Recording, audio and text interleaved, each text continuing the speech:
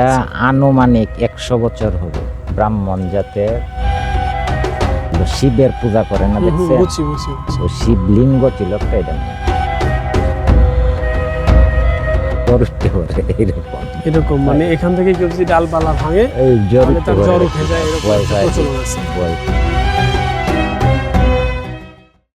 আমি এখন দাঁড়িয়ে আছি একটা পুরাতন ভাস্কর্য কিংবা পুরাতন একটা স্থাপনার সামনে। এটা সম্ভবত একটা মন্দির ছিল, আর এখানকার কিছু প্রচলিত কাহিনীও আছে, কথা কাহিনী বা লোককাহিনীর মতো।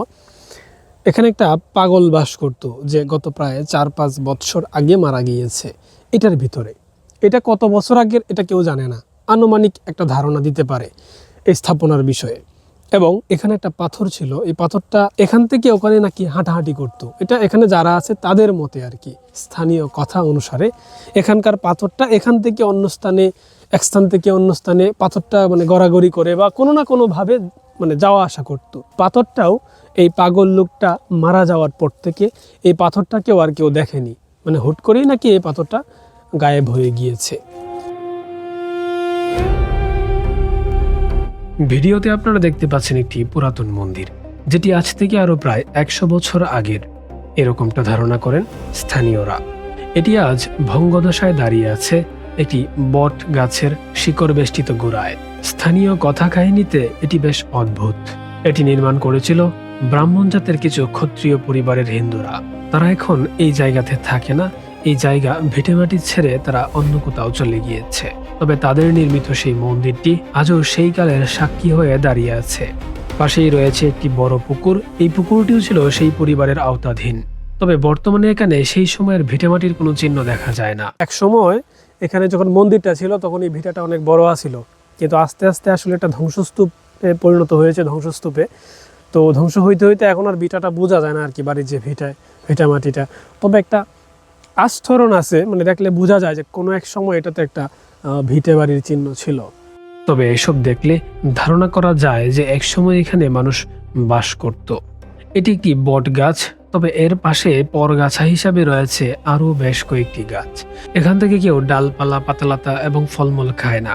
কথিত আছে এখান থেকে যদি কেউ ডালপালা ভাঙে তবে তার নাকি জ্বর উঠে যায়।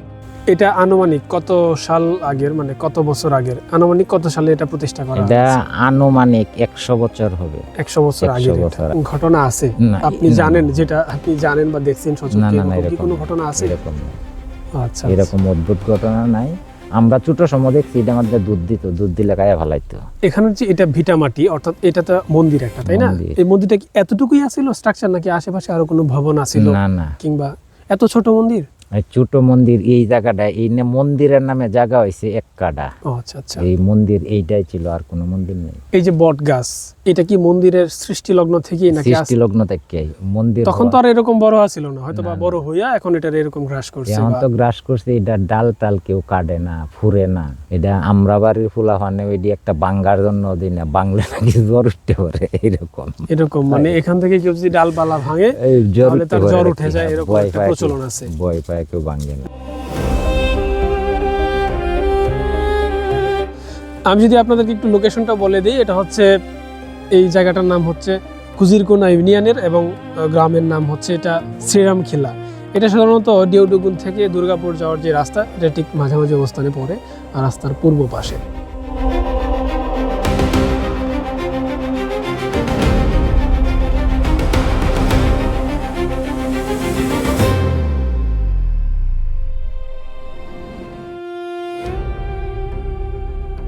আর ভেতরের জায়গাটা একটু রহস্যজনক, হ্যাঁ, কিন্তু তারপরেও একটু দেখার ইচ্ছা থাকে সবারই, যদিও কিছুটা ভয় কাজ করতেছে।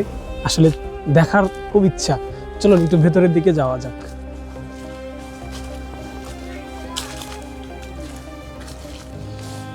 কিসের জানি লাল কাপড় টাপড় পরে আছে এখানে।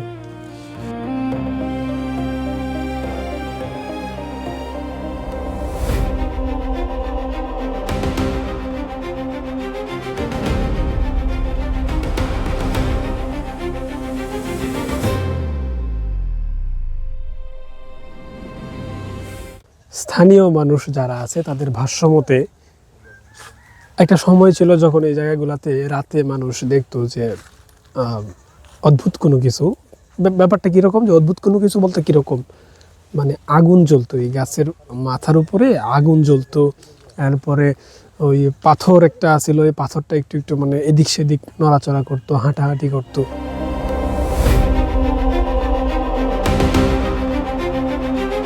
আরেকটা বিষয় উল্লেখ্য, এই ভিডিওতে সকল তথ্য স্থানীয়দের থেকে নিয়ে দেওয়া হয়েছে, সুতরাং তথ্যে যদি কোনো ভুল থাকে তাহলে সেটার জন্য কোনোভাবেই মিক্স ভিউ কর্তৃপক্ষ দায়ী নয়।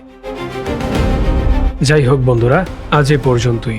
ডকুমেন্টারি নেচার এবং তথ্যবহুল সবকিছু একসাথে পেতে অবশ্যই চোখ রাখুন মিক্স ভিউতে।